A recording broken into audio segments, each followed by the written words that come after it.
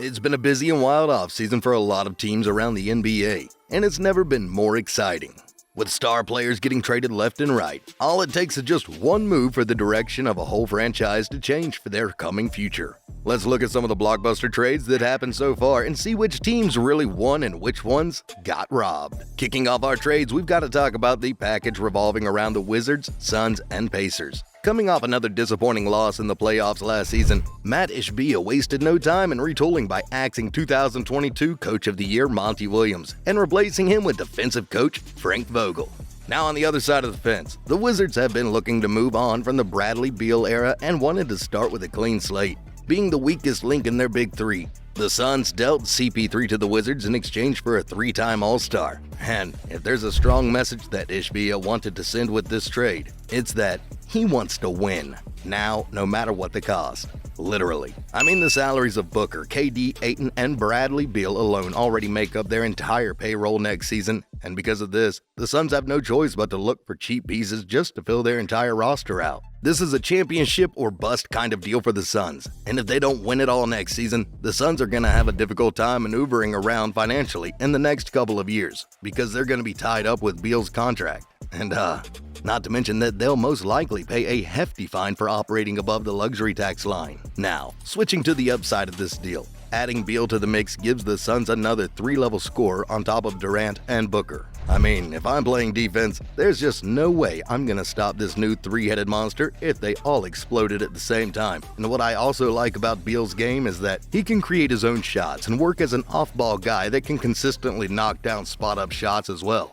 With the space and attention that both KD and Booker create on offense, Beal will definitely have a field day making open buckets from mid-range and three. Now, with a long history of injuries surrounding those two, Beal is definitely a more durable replacement for the aging CP3. And with that being said, he can help the Suns win some crucial ball games during their tough stretches of the regular season and playoffs in case KD and Book are both unavailable. For me, Beal's fit with KD and Book outweighs the financial burden that he brought with him. Given that they'll remain healthy throughout next season, they can have a deep run in the playoffs with a chance of going all the way to the finals with this new lineup. And with that said, I'm giving this trade a solid B+ rating for the Suns. Anyways, besides Bradley Beal, let's talk about how CP3 got traded twice within a week. I mean, it's hard to see a veteran like CP3 being shipped faster than an Amazon package, and he too had absolutely no idea about the trade at all. I was surprised too. I found out on the plane yesterday flying here for this. You know, in this league, anything can happen, so you just figure out what's next. You literally found out on the plane? Absolutely. Wow. What was your first reaction? Don't push him any further. He's trying to be nice about it. Yeah, he is, right? Yeah. What's happening? Well, even before he could don a Wizards jersey, he was moved yet again, this time to the Warriors, in exchange for Jordan Poole. With all due respect to CP3, I think Mike Dunleavy Jr. specifically targeted a suitable trading piece that would help them offload and offset JP3's salary. And lo and behold, they found it in Paul's intriguing contract. See, by next season, Chris Paul's salary is just partially guaranteed, meaning the Dubs are not obligated to pay the full amount.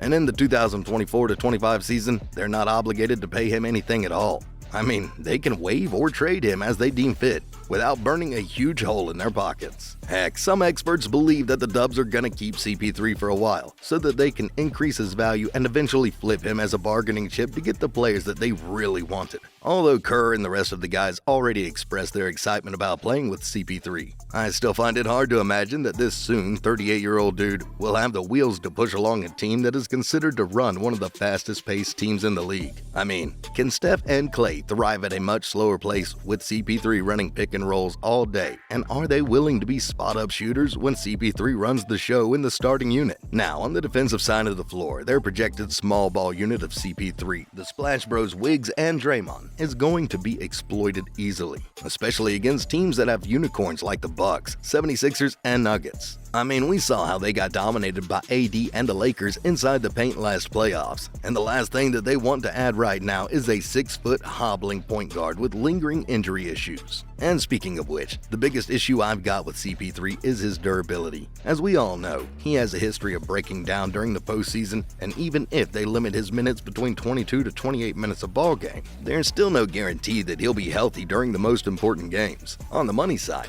this is a brilliant move for the Dubs, but I think this trade wouldn't not work for them in terms of fit, and given the uncertainty surrounding CP3's health. So with that being said, I'll give this trade a thumbs down with a C grade. Anyways, the next trade that we're going to talk about is the 3-team deal that sent Kristaps Porzingis to Boston and Marcus Smart to Grizzlies. To me, this trade is a win-win situation for all parties involved. See, the Celtics lacked a scoring big. The Grizzlies, on the other hand, needed a solid guard, while Ja is serving his suspension, and the Wizards got some solid role players at a cheap price. We've seen how both Tatum and Brown choked against the Heat last playoffs. Adding Porzingis into the equation will give the Celtics that third scorer in case their young stars are unavailable to deliver on the big stage. See, KP averaged a career high of 23.2 points a ball game last season on 55.9% shooting, and although he might not achieve that same point output because he has to share the ball with both Tatum and Brown, Porzingis can still make an impact by spreading the floor with his ability to hit long-range bombs. Last season, he shot 38.5% from three-point range, and on top of this, he's also a more capable scorer than Horford and Williams in the post. Now, aside from his health, the other issue that is often raised with Porzingis is his defense. However, last season, the data tells a different tale. Out of 77 qualifying centers, Porzingis is actually ranked 23rd overall in the defensive plus-minus category. So, you see, KP is not really a bad defender as most people paint him to be. Anyways, the Grizzlies on the other hand got a solid dog in Marcus Smart. Smart's presence in the locker room as well as leadership will definitely straighten up this brash Grizzlies team and teach them how to be tough. With the departure of Brooks, Smart is the guy that can hound and guard opposing stars at the perimeter. And even though they lost a good player in Tyus Jones in the trade, Smart can hit timely baskets on the offensive end, therefore giving the Grizzlies a solid 3-and-D guy that tremendously impacts winning at a high rate. And on that note, I'm giving this trade a grade of A for both teams. Now, moving on here. For the last trade, let's talk about how John Collins will fit in Salt Lake City. Obviously, this is a salary dump move on the Hawks' part, as they already lost confidence that he'll be Trae Young's Robin moving forward. If the Hawks didn't pull off this trade, then they'd be tied up with the Collins contract, which amounts to around $78 million over the next 3 years. An expensive price tag for a team that's barely contending in the East. From averaging a double-double of 21.6 points and 10.1 rebounds 3 seasons ago, Collins' number plummeted to new lows last season across all major stat categories, and I believe that this is the triggering factor as to why they let him walk for almost nothing. Well, not really nothing, because they were able to create a $25 million trade exception in return, which they can now use to hunt for big names next season. Now, for Danny Ainge and the Jazz, this is a jackpot trade for them because they got a young and athletic forward in exchange for an old and declining player. I mean, I'm pretty sure that GMs around the league will take this kind of deal all day. Given how much salary space they've got now, absorbing Collins' huge contract on their books wasn't necessarily bad for them financially, and his addition will actually boost their rebuilding efforts, as he's a great fit alongside Lauri Markkanen and Walker Kessler in the Jazz front line, while he's trying to regain his borderline all-star form. Anyways, to wrap up this trade, I'm giving a grade of B for the Hawks with the way they got themselves off the hook of Collins' contract, and B+ for the Jazz, because I can see Collins working his way back up next season. Well, there you have it, guys. Which trade do you think will make a serious splash next season? Let us know in the comments below, along with your rating for each trade. If you guys enjoyed this video, be sure to click on this next one on the screen. Go ahead and click it. It's free.